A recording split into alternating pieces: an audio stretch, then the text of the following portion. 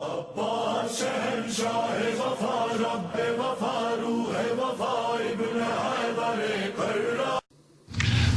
Number 3۔ یہ خطبہ شقشقیہ کے نام سے مشہور و معروف ہے۔ اس خطبے میں مولا امیر المؤمنین علیہ السلام نے خلافت کے تینوں زمانوں کی تصویر کھینچی ہے۔ خدا کی قسم، فرزند ابو قحافہ نے پیراہن خلافت پہن لیا، حالانکہ وہ میرے بارے میں اچھی طرح جانتا تھا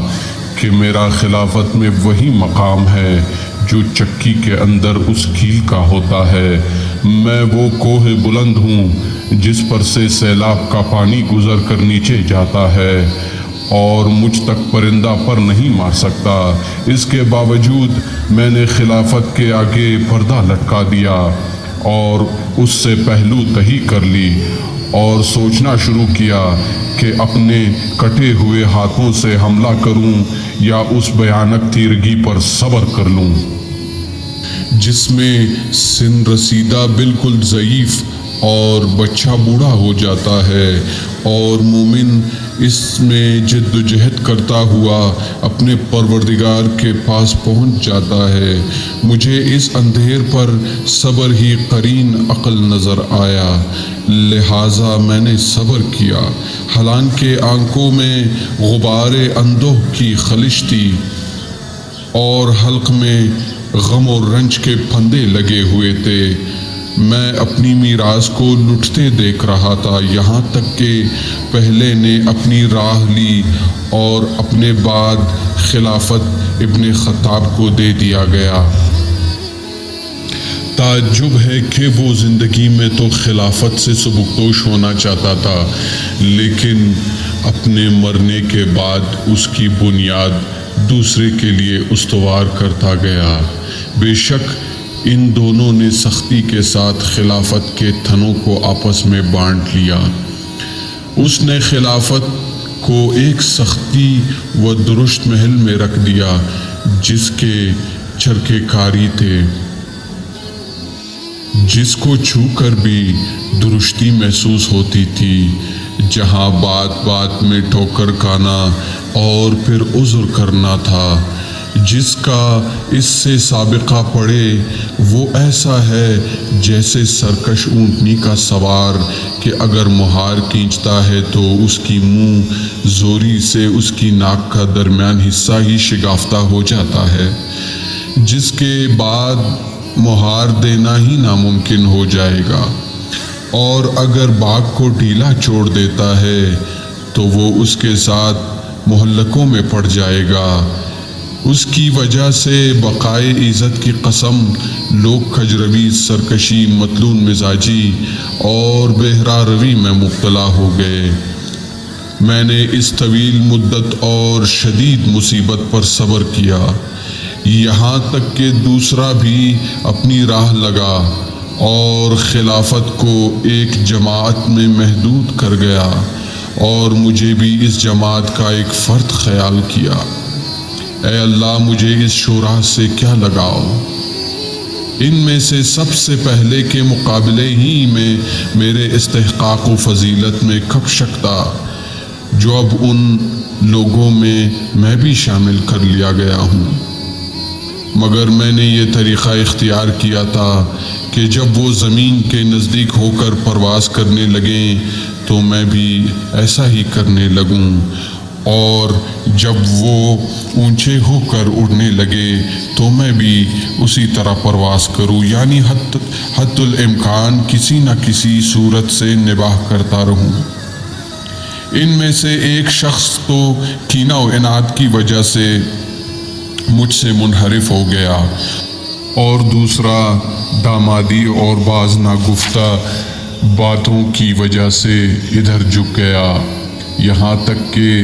اس قوم کا تیسرا شخص پیٹ پھیلائے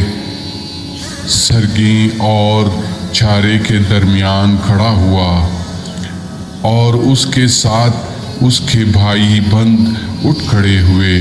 جو اللہ کے مال کو اس طرح نگلتے تھے جس طرح اونٹ فصل ربی کا چارہ چرتا ہے، یہاں تک کہ وہ وقت آ گیا جب اس کی بٹی ہوئی رسی کے بل کھل گئے اور اس کی بدعمالیوں نے اس کا کام تمام کر دیا اور شکم پوری نے اسے منہ کے بل گرا دیا، اس وقت مجھے لوگوں کے ہجوم سے دہشت زدہ کر دیا جو میری جانب بجو کے عیال کی طرح ہر طرف سے لگاتار بڑھ رہا تھا، یہاں تک کہ عالم یہ ہوا کہ حسن اور حسین کچلے جا رہے تھے اور میری ردا کے دونوں کنارے پھٹ گئے تھے، وہ سب میرے گرد بکریوں کے گلے کی طرح گھیرا ڈالے ہوئے تھے، مگر اس کے باوجود جب میں امر خلافت کو لے کر اٹھا تو ایک گروہ نے بیعت توڑ ڈالی اور دوسرا دین سے نکل گیا اور تیسرے گروہ نے فسق اختیار کر لیا۔ گویا انہوں نے اللہ کا یہ ارشاد سنا ہی نہ تھا کہ یہ آخرت کا گھر ہم نے ان لوگوں کے لیے قرار دیا ہے جو دنیا میں نہ بے جاؤ بلندی چاہتے ہیں نہ فساد پھیلاتے ہیں، اور اچھا انجام پرہیزگاروں کے لیے ہیں۔ ہاں خدا کی قسم ان لوگوں نے اس آیت کو سنا تھا اور یاد کیا تھا، لیکن ان کی نگاہوں میں دنیا کا جمال کھپ گیا اور اس کی سجدج نے انہیں لبھا دیا۔ دیکھو اس ذات کی قسم جس نے دانے کو شگافتہ کیا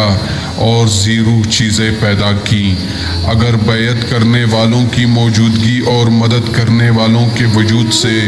مجھ پر حجت تمام نہ ہو گئی ہوتی اور وہ عہد نہ ہوتا جو اللہ نے علماء سے لے رکھا ہے کہ وہ ظالم کی شکم پوری اور مظلوم کی گرسنگی پر سکون و قرار سے نہ بیٹھیں، تو میں خلافت کی باغ دوڑ اسی کے کندھے پر ڈال دیتا اور اس کے آخر کو اس پیالے سے سیراب کرتا جس پیالے سے اس کے اول کو سیراب کیا تھا، اور تم اپنی دنیا کو میری نظروں میں بکری کی چینک سے بھی زیادہ ناقابل اعتنا پاتے۔ لوگوں کا بیان ہے کہ جب حضرت خطبہ پڑھتے ہوئے اس مقام تک پہنچے تو ایک عراقی باشندہ آگے بڑھا اور ایک نوشتہ حضرت کے سامنے پیش کیا۔ آپ اسے دیکھنے لگے۔ جب فارغ ہوئے تو ابن عباس نے کہا، یا امیر المؤمنین علیہ السلام، آپ نے جہاں سے خطبہ چھوڑا تھا وہیں سے اس کا حصہ آگے بڑھائیں۔ حضرت نے فرمایا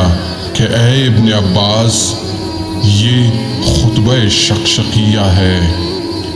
شقشقیہ وہ گوشت کا نرم لوتھڑا ہے جو اونٹ کے منہ سے مستی و ہیجان کے وقت نکلتا ہے۔ یہ وہ خطبہ تھا جو ابھر کر دب گیا۔ ابن عباس کہتے تھے کہ مجھے کسی کلام کے متعلق اتنا افسوس نہیں ہوا جتنا اس کلام کے متعلق اس بنا پر ہوا کہ حضرت وہاں تک نہ پہنچ سکے جہاں تک وہ پہنچنا چاہتے تھے۔